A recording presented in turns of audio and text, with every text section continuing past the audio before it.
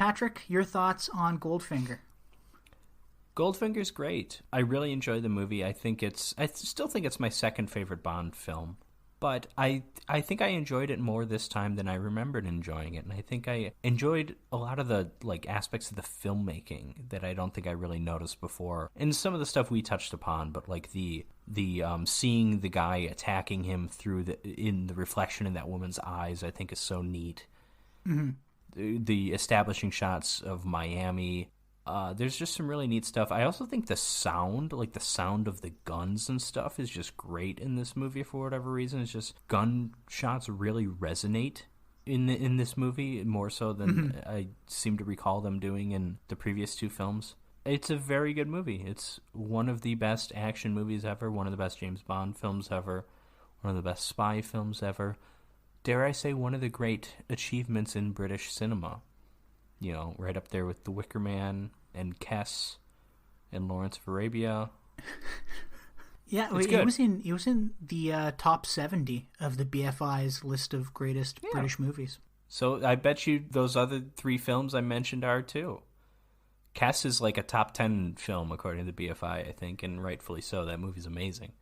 It's boring as hell, and you have to put on subtitles because those fucking Yorkshire accents are insane, but it's a great movie. And Jim, I know you're familiar with those accents, but I am very some familiar. Aggressive Yorkshire accents in that movie. But Jim, what did you think of Goldfinger? Well, you know how I think about it, or what I think about it. It's like my favorite Bond movie. Okay. Yeah, I mean, I've already touched on how I feel about it, and you just kind of echoed my beliefs. And yeah, I mean, if you want classic Bond, this is like the best of classic Bond, in my opinion. This is the movie to watch. Is this if you're talking to someone who has never seen a Bond movie, and you want to get them into it, is this the first one you would mention? Say, hey, go watch this. No, for somebody who's never seen James Bond, I would not recommend any of the old Bond movies to them. Really? I would recommend one or two of the Daniel Craig movies, Casino Royale, Skyfall, either one of those ones. And then if they like those, I would say, hey, if you want, here's 30 other movies that were made before the year 2000 that you should check out. See, I think my first would be, because I think to understand James Bond and to understand the cultural phenomenon that it is, you really have to. I understand Daniel Craig, more modern, different. It's a different beast. It's a different series. But to understand what Bond is, you really have to see the Connery films. And I think I would actually, this would be a close second, but I think I would recommend, problematic though it is, I would recommend You Only Live Twice. Because I think that movie, for its rip-roaring pace, and it's just throwing every fucking thing you could possibly want in a movie, ninjas, ninja stars, explosions, people in yellow face, everything you want in a movie is Sean in that Connery movie. with a bowl cut. And then it's also kind of not that the other Connery movies aren't, but it's also this is horrendously aged in certain aspects. It's a good awakening to that, because you're going to hit that point at one time or another watching the Connery movies.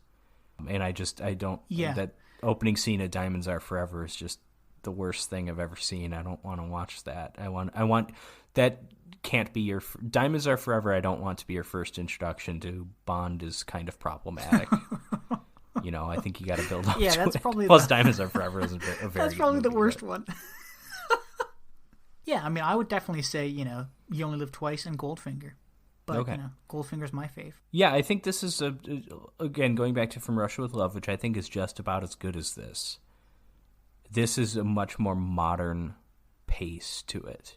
I think it more closely resembles how action movies are today than From Russia with Love does, which is sort of halfway between. I mean, Dr. No is just like a snooze fest, and it's just slow and boring the entire time. From Russia with Love is halfway between Dr. No and here in Goldfinger, where it's the first half is kind of Dr. No. The second half, once we get on the train, then it's pretty similar to what it's like here. But yeah, this is like that throughout the entire thing just about. So it's great. Yeah,